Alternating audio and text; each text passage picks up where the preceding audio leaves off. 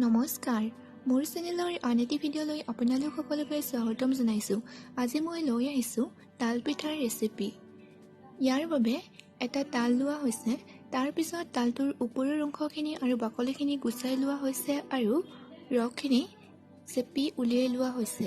তাৰ পিছত ৰসখিনি এখন পাতল কটনৰ কাপোৰেৰে চেকি লোৱা হৈছে। আনপিনে এটা চৰিয়াত 3 কাপৰ জোখত পিঠাগুড়ি লোৱা হৈছে। তাৰ পিছত তাতে সোৱাদ অনুসৰি চেনি দিয়া হৈছে।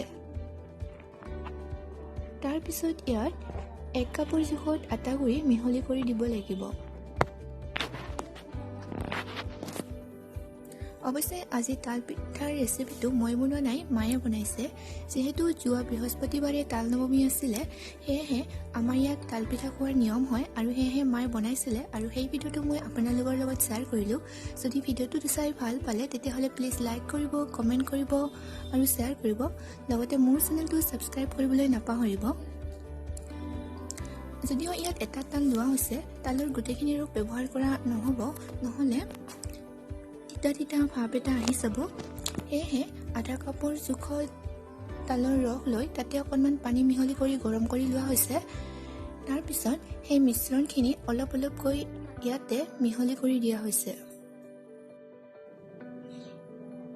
গোটেইখিনি মিহলি কৰি লোৱাৰ পিছত ইয়াতে অলপ অলপকৈ পানী মিহলি কৰি ভালদৰে ফেটি ল'ব লাগিব।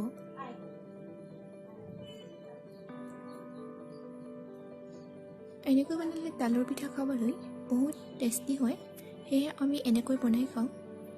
আপোনালোকে কেনেকৈ বনাই খাই কমেণ্ট কৰি জনাবচোন। আপোনালোকে ইচ্ছা কৰিলে ইয়াত চেনিৰ সলনি গুড়ো ব্যৱহাৰ কৰিব পাৰে, কিন্তু মই চেনি ব্যৱহাৰ কৰিছোঁ। তাল পিঠা বনাবলৈ অতি সহজ, অকল ৰসখিনি উলিয়াওঁতে অকণমান কষ্ট হয়, বাকীখিনি কৰিবলৈ অতি সহজ আৰু অতি কম সময়ৰ ভিতৰতেও বনাব পাৰি।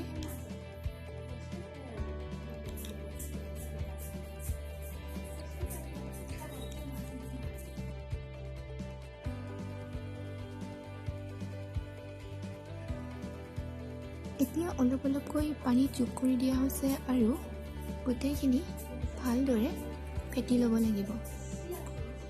গোটেইখিনি পানী একেলগে দিব নালাগে, নহ'লে বেছি হৈ যাব পাৰে। ফেটি লোৱাৰ পিছত এনেকুৱা কনচিষ্টেঞ্চিৰ বেটাৰটো হ'ব লাগিব, তেতিয়া খাবলৈ বহুত টেষ্টি হয়। পিনে এটা কেৰাহীত ৰিফাইন তেল গৰম কৰি লোৱা হৈছে। তাৰপিছত তাতে আধা হেতা মিক্সাৰ লৈ এনেদৰে দিয়া হৈছে। এতিয়া মিডিয়াম ফ্লেমত এইখিনি অকণমান সময়ৰ বাবে সিজিব দিব লাগিব। তাৰপিছত আনটো ছাইড সিজিবলৈ দিয়া হ'ব। এনেদৰে ইলুটি-শিলুটিকৈ গল্ডেন ব্ৰাউন কালাৰ হোৱালৈকে পিঠাখন ভাজি ল'ব লাগিব। এনেদৰে গোটেইখিনি পিঠা এখন এখনকৈ ভাজি লোৱা হ'ব আৰু তৈয়াৰ হৈ যাব আমাৰ তালৰ পিঠা।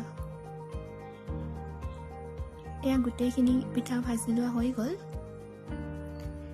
এনেকৈ বনালে খাবলৈ সঁচাকৈয়ে বহুত টেষ্টি হয়। যদি ভিডিঅ'টো চাই ভাল পালে তেতিয়াহ'লে প্লিজ লাইক কৰিব, কমেণ্ট কৰিব, শ্বেয়াৰ কৰিব আৰু মোৰ চেনেলটো ছাবস্ক্ৰাইব কৰিবলৈ নাপাহৰিব। ভিডিঅ'টো শেষলৈ চোৱাৰ বাবে অশেষ ধন্যবাদ।